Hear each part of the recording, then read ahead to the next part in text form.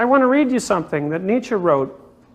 It's perhaps the most famous thing he ever said, although it's almost entirely taken out of context and misquoted, and if not misquoted, at least misunderstood, because Nietzsche was one of these strange people who was capable of living 50 or even 100 years into the future, and although he is generally regarded as an enemy of Christianity and superstition, and was certainly an unbelievably outspoken opponent of Christian traditionalism, he also knew that if you let the old gods die, the probability that blood would flood the land was virtually 100%. So let me read you what he wrote. Have you not heard of that madman who lit a lantern in the bright morning hours, ran to the marketplace and cried incessantly, "I seek God." As many of those who do not believe in God were standing around just then, he provoked much laughter. "Why? Did he get lost?" said one. "Did he lose his way like a child?" said another. "Or is he hiding? Is he afraid of us? Has he gone on a voyage or emigrated?" Thus they yelled and laughed. The madman jumped into their midst and pierced them with his glances. "Whither is God?" he cried. "I shall tell you. We have killed him, you and I. All of us are his murderers." "But how have we done this? How were we able to drink up the sea? Who gave us the sponge to wipe away the entire horizon? What did we do when we unchained this earth from its sun?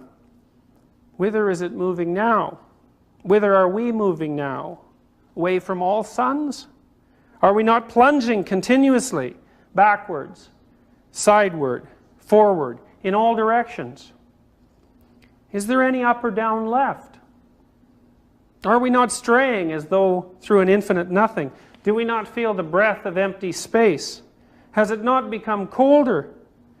Is not night and more night coming on all the while? Must not lanterns be lit in the morning? Do we not hear anything yet of the noise of the grave diggers who are burying God? Do we not smell anything yet of God's decomposition? Gods too decompose. God is dead. God remains dead, and we have killed him. How shall we, the murderer of all murderers, comfort ourselves? What was holiest and most powerful of all that the world has yet owned has bled to death under our knives. Who will wipe this blood off us? What water is there for us to clean ourselves? What festivals of atonement, what sacred games shall we have to invent? Is not the greatness of this deed too great for us? Must we not ourselves become gods simply to seem worthy of it?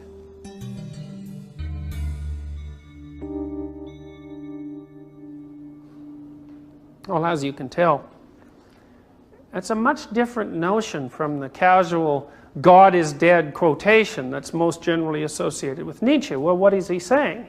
Well, he's saying something like this. A system like Christianity, or any system that's oriented a society for thousands and thousands of years, can't simply be eradicated by a casual gesture without consequences ensuing in its aftermath. What consequences? Well, Nietzsche says, well, we'll no longer know up from down. What does he mean by that? Metaphorically. Well, up, that's where you're headed, right? And down, that's what you want to stay away from. And when you eradicate the most fundamental presuppositions of your system of values, then there is no up and there is no down. And then where are you precisely? Well, it's not so easy. It's not so easy to say, having not necessarily ever been in that position. What is your life like when you don't know up from down? Is it merely neutral? Is there merely no value left? Or could it possibly be the case that if up and down have both been eradicated, that the place that you're left in is something much more akin to a permanent state of suffering? Because maybe it's only the case that the constant capacity to strive for up, in it being an up that you believe in, the constant striving for up is actually what makes your life bearable to you. And if you lost the sense of up and down, the place that you would end up would be not so much neutral as terrible. Now, if you have any belief system at all, you do this. So let's say you're an advocate of left-wing politics. You take a pro-environmental stance or an anti-corporate stance, which is a relatively common thing to do among undergraduates.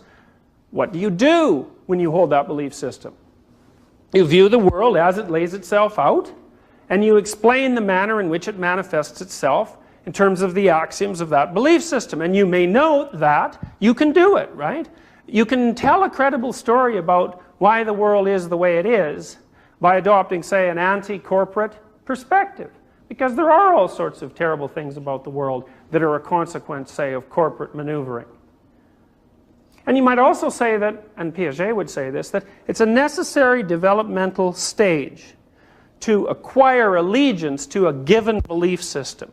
Why? Well, any up is better than none. That might be the first observation. So even if your belief system is relatively insufficient and easily challenged on intellectual grounds and perhaps not very complete anyways, the fact that it does lay out a moral structure for you and tell you good from evil and right from wrong, that's a plus, that's an advantage. Now, it's relative intellectual weakness and its incoherence, assuming it is incoherent to some degree, that's a flaw. But that doesn't mean that the effort to establish a system like that is worthless. It's worthwhile. And Nietzsche said, say, with regards to Christianity and Europe, he said, well, the errors, intellectual and moral, of institutional Christianity are essentially beyond count. But there's one thing you have to remember. First of all, an ordering of that sort is necessary, because the alternative, which is always hidden from you insofar as you're inside a moral system, the alternative is far worse. Chaos. That's worse.